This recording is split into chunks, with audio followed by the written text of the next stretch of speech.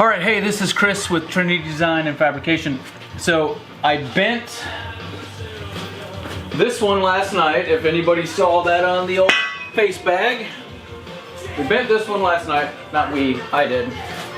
And while everything seemed like it turned out well, I ended up having to add 2 inches in here because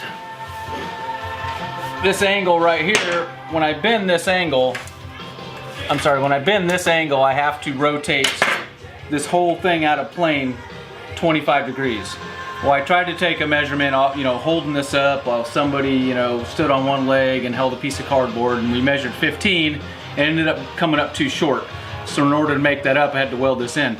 But it's kind of tacky, but I went ahead and did that anyways, just so I could mock this up today, hold it, and get the actual measurement. So that's what we're getting ready to do. We weren't off by much. Here, I can kind of show you what we were off by. These 2 lines represent the angle that I did yesterday, 15, and the one I need to do today, which is 25. So this actually measures 30 degrees, but because it's being twisted 30 degrees and then this piece is being bent 80 degrees or 70 degrees, it really comes out to 25. So I went ahead and measured it today, separated my no end by 3, which is 1 7/16 inches, 5, 10, 15, 20, 25. So we're just gonna roll with 25. I can always slide it back a little bit. Anyways, I kind of want to show you the method that we do here. We're pretty advanced. We use CAD for everything. That stands for Cardboard Aided Design. I do actually have CAD software in the house, and that's my day job in case you didn't know that. But what I did yesterday is I mocked this up. This is basically the wheel well, straight, with straight corners, not following the actual curves. Because the Toyota wheel well actually comes down here, but I'm going to ignore this part just because I don't want a separate bend in here. Because if I were to do this bend, my slider bar stops right there. So this allows me to get onto my slider to tie this whole thing in. Anyways, I have this, it's called a cheater bar. And what this is when you add something into your bender, you get everything squared up, you draw this line, that's where the start of your bend is. And the method that I'm using is I went ahead and just put a random piece of tubing in there and I bent it 90 degrees. And every 10 degrees, according to the dial, I would make a mark. So I went 10, 20, 30, 40, 50, 60, all the way up to 90. Then I measured that in inches to find out when I bend 90 degrees, how much tubing am I using? So I know that if I go bend 90 degrees, I'm using 1, 2, 3, 4, 5, 6, 7, 8, 9, roughly 9 1/4 inches. Well, right at 9 inches for this tubing. So this is 1 1/4 pipe. Obviously that's gonna change based off the diameter of your tubing. It's not gonna be standard. But now that I got my cheater bar, I can do things such as this, where I know this piece of tubing represents my slider section. I know that this is the beginning of my bend, and if I set this on there so that ends up tangent on here, and I need 55 degrees in this first bend. So I'm gonna measure over here 10, 20, 30, 40, 50, 55 is right there. What I'm gonna do is set this on there, and I'm gonna get the 55 tangent on the cardboard. So then I make my mark. So for example, where's my pen? It doesn't matter. I'm gonna make a mark there. I'm gonna make a mark here because I know that's where my bend actually goes. I go over to 55 inches here, or 55 degrees, and then I'm gonna measure in inches from here to there. So I've already pre-done that. I know it's 5 1/4 inches, plus the 4 inches for this, plus 16, plus I'm adding an inch because I have to cope that out. So 17 plus 4 plus 5 1/2 gives me whatever that is. 24 1/2, is that right? 17 plus 4 is 21, plus 5 1/2 is 26 1/2. All right, so that's what I've done here is I've marked this piece of tubing or pipe. I came out here and I marked it 26 1/2. And when I load this into the bender, that mark is what's going to end up right here. That's going to be the start of my bend. So as I bend that over to 55 degrees according to the dial, that 55 degrees will stop right here.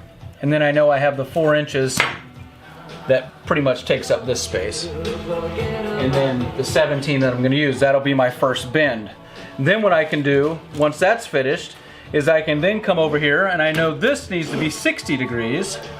So I do the same thing. I set this on here to where I see 60 is tangent with the cardboard, and I draw the same thing out.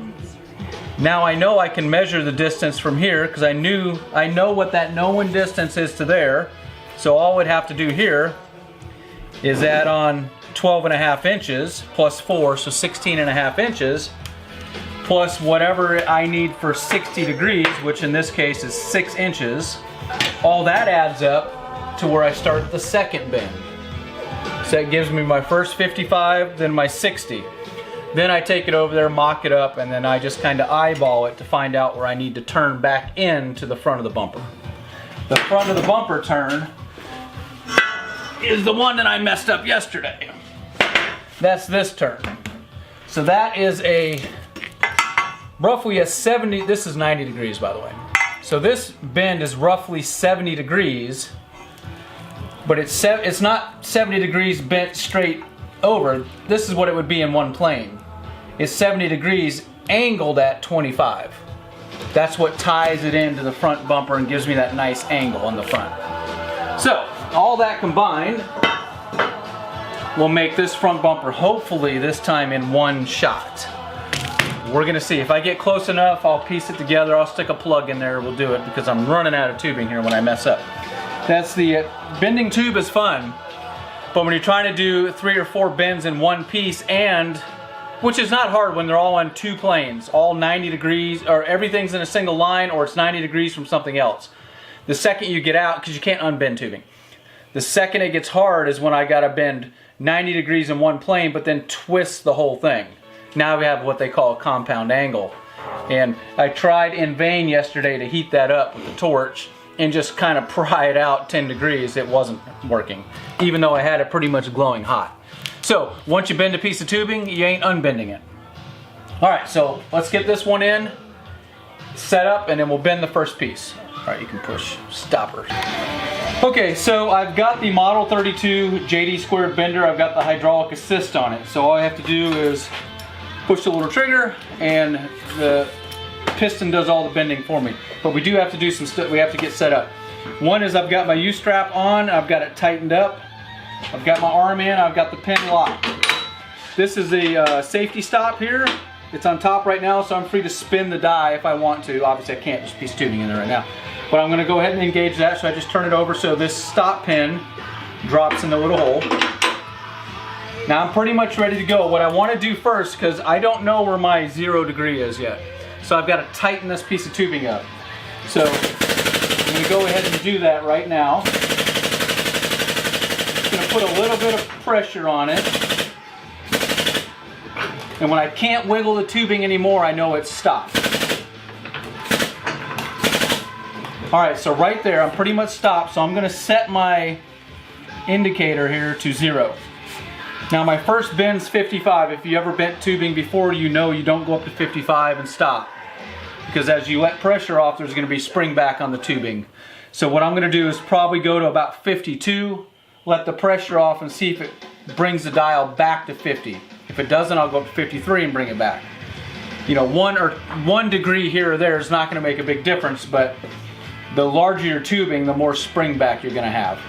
So we are essentially set on 0. I got the dial set on 0. I'm tight here. I've got assistance from Ava to help slide that over because this is a rather long piece of tubing. And let's go now. The way these holes in the top die, these go every 45 degrees. This is a 180 die. So every time I go 45 degrees, as I start to bend this thing, these back of these holes are angled, so it's gonna push this thing up to allow it to, right now it's in here like this.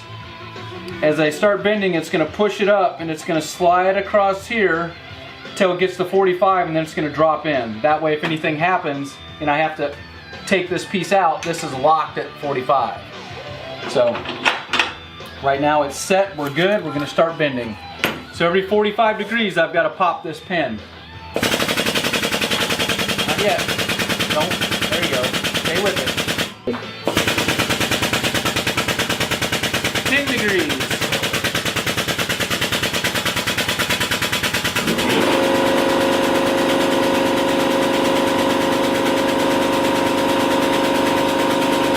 20 degrees.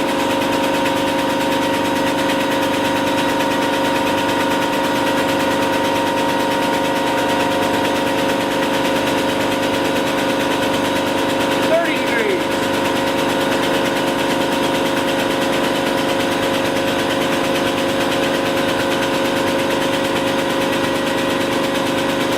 40. I'm going to stop this fill in. Take it as far as I can here.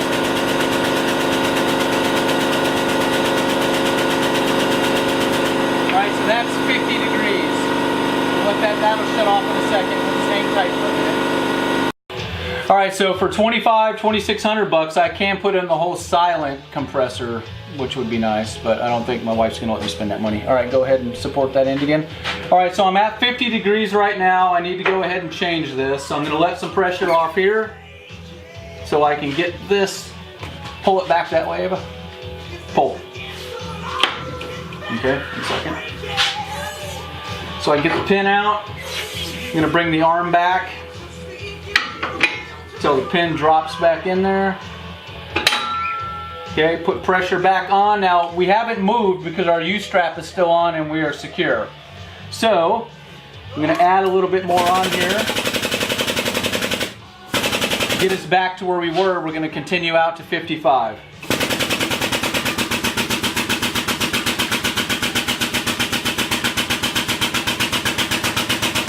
All right, according to the dial, I'm at 55. I'm gonna let off and see what my spring back is. I went back to 53. So 55, 56, 57.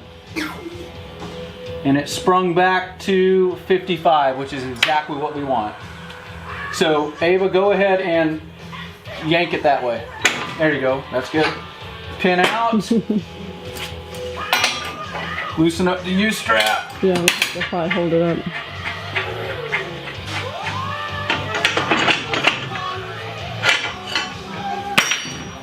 Okay, you got it? All right, let's walk out here and we'll set it up against the truck and we'll see what we get. All right, Ava, you can just stay on this side, baby. You come over here. Mm-hmm.